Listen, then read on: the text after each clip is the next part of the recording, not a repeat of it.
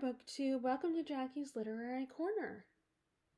And today I thought I would do a dramatic reading of The Telltale Heart by Edgar Allan Poe.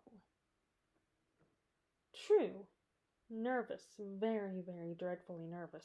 I had been and am. But why will you say that I am mad? The disease has sharpened my senses, not destroyed, not dulled them. Above all was the sense of hearing acute. I heard all things in heaven and in the earth. I had heard many things in hell. How then am I mad? Hearken, and observe how healthily, how calmly I can tell you the whole story. It is impossible to say how first the idea entered my brain, but once conceived it haunted me day and night. Object there was none. Passion there was none. I loved the old man. He had never wronged me. He had never given me insult. For his gold I had no desire. I think it was his eye. Yes, it was this. He had the eye of a vulture, a pale blue eye with a film over it. Whenever it fell upon me, my blood ran cold. And so by degrees, very gradually, I made up my mind to take the life of the old man, and thus rid myself of the eye forever. Now this is the point. You fancy me mad. Madmen know nothing. But you should have seen me. You should have seen how wisely I proceeded. With what caution, with what foresight, with what dissimulation I went to work. I was never kinder to the old man than during the whole week before I killed him. And every night about midnight, I turned the latch of his door and opened it. Oh, so gently. And then, when I made an opening sufficient for my head, I put in a dark lantern, all closed, that no light shone out, and then I thrust in my head. Oh, you would have laughed to see how cunningly I thrust it in. I moved it slowly, very, very slowly, so that I might not disturb the old man's sleep. It took me an hour to place my whole head within the opening, so far that I could see him as he lay upon his bed. Ha! Would a man have been so wise as this? And then, when my head was well in the room, I undid the lantern cautiously, oh, so cautiously. Cautiously, for the hinges creaked.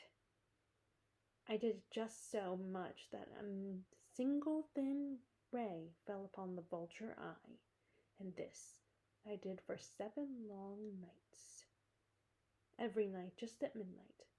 But I found the eye always closed, and so it was impossible to do the work, for it was not the old man who vexed me, but his evil eye. And every morning when the day broke, I went boldly into the chamber and spoke courageously to him, calling him by name in a hearty tone, inquiring how he had passed the night. So you see, he would have been a very profound old man, indeed, to suspect that every night, just at 12, I looked in upon him while he slept.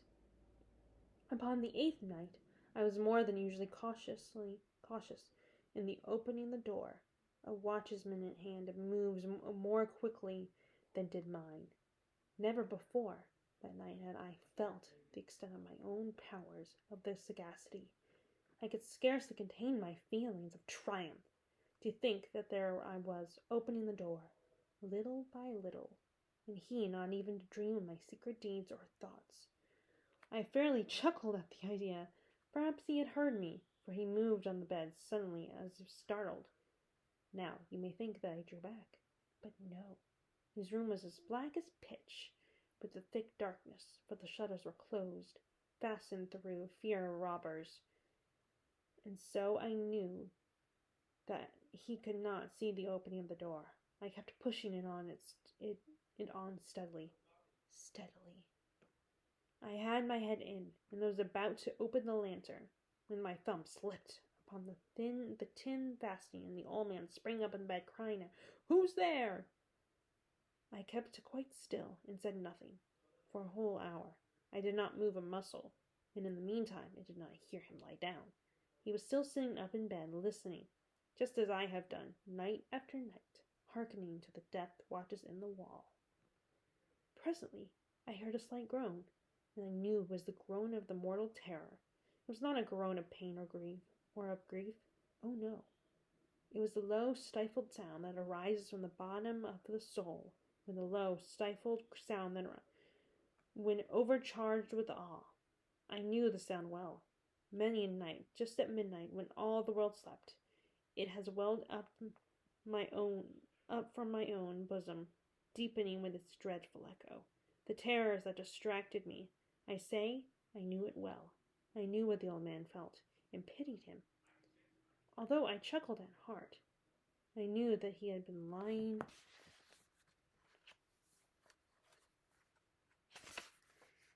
lying awake ever since the first light noise, when he had turned in the bed.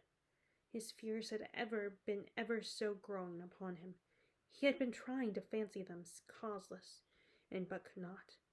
He had been saying to himself, "It is nothing but the wind in the chimney.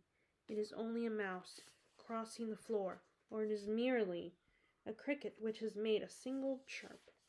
Yes, he had been trying to comfort himself with these suppositions, but he had found them all in vain, because death, in approaching him, had stalked with his black shadow before him, and enveloped the victim. And it was the mournful influence of the unperceived shadow that caused him to feel, although he neither saw nor heard, to feel the presence of my head within the room, when I had waited a long time, very patiently.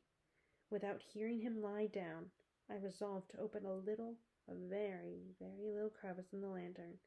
So I opened it. You cannot imagine how stealthily, until at length a simple, dim ray, like the thread of a spider, shot from out the crevice and fell upon the vulture eye. It was open, wide open, and I grew furious. As I gazed upon it, I saw in perfect distinctness, all a dull blue, with a hideous veil over it that chilled the very marrow of my bones.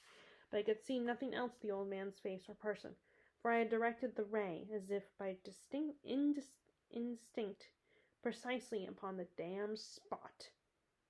And have I not told you that what you mistake for madness is but over-acuteness of the senses? Now, I say, there came to my ears a low, dull, quick sound, such as a watch makes when enveloped in cotton. I knew that sound well, too. It was the beating of the old man's heart. It increased my fury as the beating of a drum stimulates the soldier into courage. But even yet, I refrained and kept still. I scarcely breathed. I held the lantern motionless. I tried how steadily I could maintain the ray upon the eve. Meantime, the hellish tattoo of the heart increased. It grew quicker and quicker and louder. Every instant, the old man's terror must have been extreme. It grew louder, I say, louder every moment. Do you mark me well? I have told you that I am nervous. So I am. And now, at the dead hour of the night, amid the dreadful silence of the old house, so strange a noise as this excited me to uncontrollable terror. Yet for some minutes longer I refrained and stood still. But the beating grew louder. I thought the heart must burst, and now a new anxiety seized me. The sound would be heard by a neighbor. The old man's hour had come. With a loud yell, I threw open the lantern into the room. He shrieked once only. In an instant I dragged him to the floor, pulled the heavy bed over him. I then smiled gaily to find the deed so far done. But for many minutes the heart beat on with a muffled sound. This, however, did not vex me. It would not be heard through the wall. At length it ceased. The old man was dead. I removed the bed and examined the corpse. Yes, he was stone dead.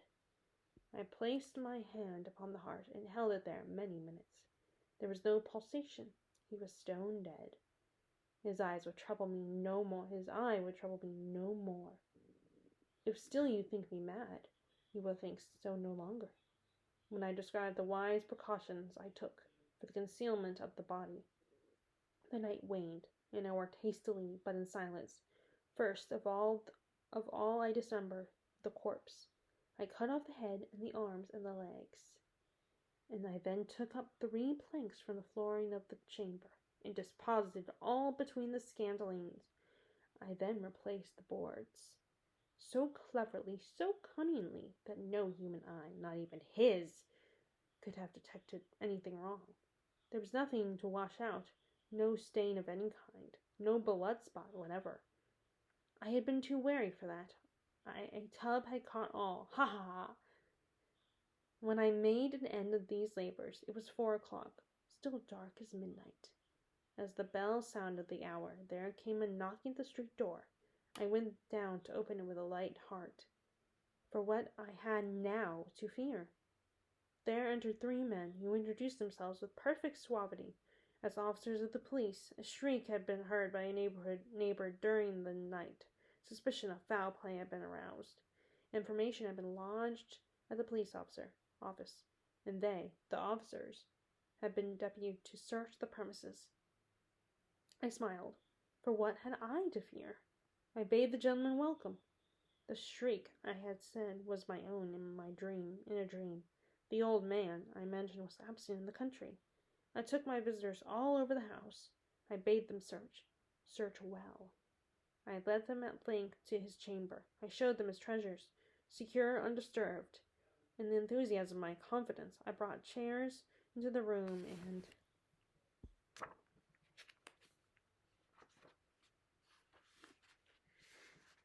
and desired them here to rest from their fatigues, while I myself, in the wild audacity of my perfect triumph, placed my own seat upon this very spot which reposed the corpse of the victim. The officers were satisfied. My manner had convinced them. I was singularly at ease. They sat, and while I answered cheerily, they chatted of familiar things. But ere long, I felt myself getting pale and wished them gone. My head ached, and I fancied a ringing in my ears. But still they sat, and still they chatted. The ringing became more distinct. It continued, and became more distinct. I talked more freely to get rid of the feeling, but it continued and gained definiteness, until at length I found that the noise was not within my ears. No doubt I now grew very pale, but I talked more fluently, and with no hiding voice, yet the sound increased. What could I do? It was low, dull, quick sound, and much such a sound as a watch makes when enveloped in cotton. I gasped for breath, and yet the officers had not heard it not. I talked more quickly, more vehemently, but the noise steadily increased. I rose and argued about trifles in high key and with violent gesticulations, but the noise steadily increased. Why would they not be gone? I paced the floor to and fro with heavy strides, as if excited to fury by the observations of the men, but the noise steadily increased. Oh God, what could I do? I foamed, I raved, I swore. I swung the chair upon which I had been sitting, grated upon the boards, but the noise arose over all and continually increased. It grew louder and louder and louder, and still the men chatted pleasantly and smiled. Was it possible they heard not? They heard not? Almighty God, no, they heard, they suspected, they knew. They were making a mockery of my horror. This I thought, and this I think. But anything was better than this agony. Anything was more tolerable than this derision. I could bear those hypocritical smiles no longer. I felt that I must scream or die. And now again, hark, louder, louder, louder! Villains, I shrieked, dissemble no more. I admit the deed. Tear up the blanks. Here, it is the beating of his hideous heart. The end. That was The Telltale Heart by Edgar Allan Poe. I hope you enjoyed my reading of that. And happy Halloween.